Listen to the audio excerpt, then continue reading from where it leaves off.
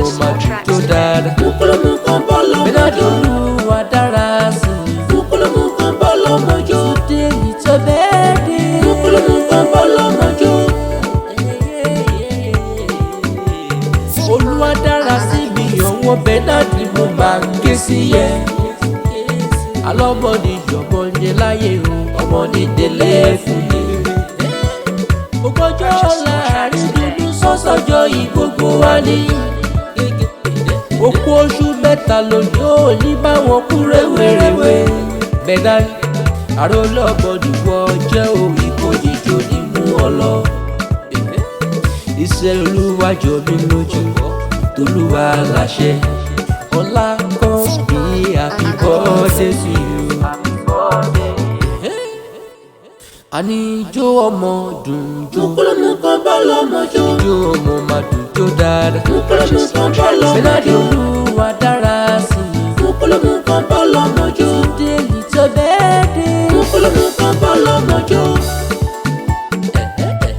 Ọjọ́ yọ̀ máa lè lè jẹ́ ooo.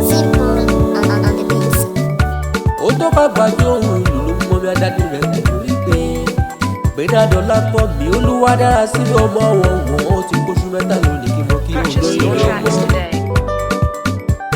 Ṣé bí Ìbàdàn ṣáá nílé ilé fọ́dà tó bí ọlọ́mọ?